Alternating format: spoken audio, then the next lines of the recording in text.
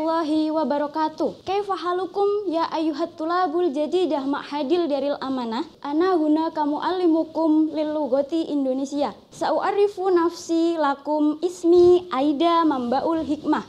Yumkinukum antatu'unani Ustadzah Aida. Nah, bagaimana adik-adik? Apakah sudah siap belajar bahasa Indonesia? Ya, tentunya sudah siap ya. Pada hari ini kita akan belajar mengenai teks deskripsi. Sebelum kita membahas tentang materi teks deskripsi, saya akan memutarkan lagu terlebih dahulu.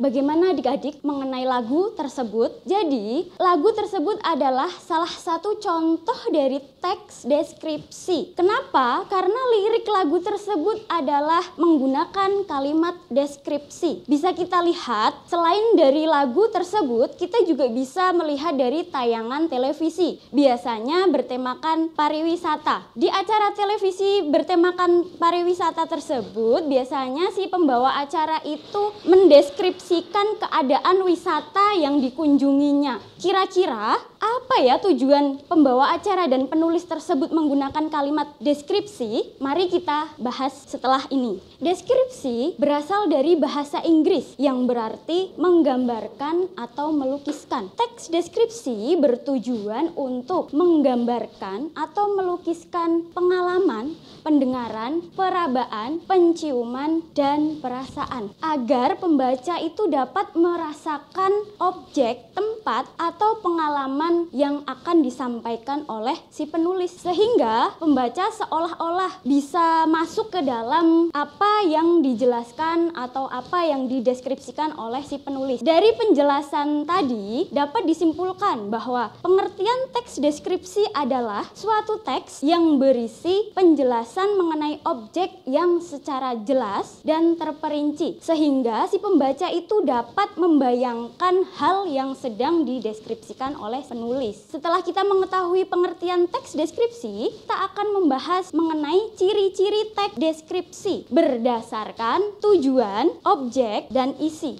Tujuan teks deskripsi itu menggambarkan objek yang secara terperinci menggunakan sudut pandang penulis. Bisa dikatakan juga teks deskripsi itu bertujuan untuk menggambarkan atau melukiskan secara konkret sejelas-jelasnya sehingga si pembaca itu dapat melihat, merasakan pengalaman penulis. Objek yang dibicarakan pada teks deskripsi itu bersifat khusus atau bersifat personal. Seperti contoh misal, ibuku inspirasiku. Nah, pada teks yang berjudul Ibuku Inspirasiku itu, pastilah tanggapan dari si penulis itu sendiri yang memungkinkan bahwa ibuku inspirasiku itu berbeda dengan ibu yang lainnya. Isi teks deskripsi itu menggambarkan secara konkret. Misal, seandainya kita pergi berwisata ke pantai. Pantai yang indah. Indahnya itu dijelaskan. Indahnya itu yang seperti apa? Dengan demikian, teks deskripsi itu banyak menggunakan bahasa yang khusus. Seperti contoh warna. Tidak menyebutkan hanya warna saja, tetapi menyebutkan warna merah, biru, atau kuning. Kemudian, isi teks deskripsi itu bersifat personal. Jadi, di dalam teks deskripsi itu ada emosi yang kuat. Seperti contoh ombak yang menggempur kemolekan pantai, atau ibuku inspirasiku, atau atau ibuku panutanku.